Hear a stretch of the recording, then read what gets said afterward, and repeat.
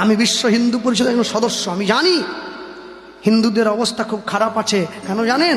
শুধুমাত্র আমাদের দুর্বলতার জন্যে। আমাদের একতা নেই, আমাদের ইউনিটি নেই। একটা মুসলমান বাড়ির ছেলেকে একটা চড় দিয়ে দিলে গোটা পাড়া ঝাঁপিয়ে চলে আসে, কেন মারলে আমাদের বাড়ির ছেলেকে, জবাব দাও।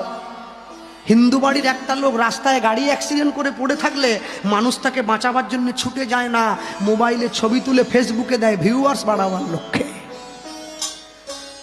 যতদিন পর্যন্ত মানুষ একে অপরের পাশে না দাঁড়াবে, একে অপরের হাত না ধরবে, এই ধর্মটা একটু একটু করে বিনষ্ট হয়ে যাবে। হয়ে গেছে, আর 50 বছর পরে থাকবে না, সব নষ্ট হয়ে যাবে।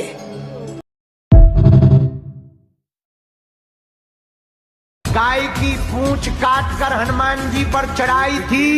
अब हमारा उनसे कहना है, हिंदू जग गया है, अब छेड़ोगे तो छोड़ा नहीं जाएगा।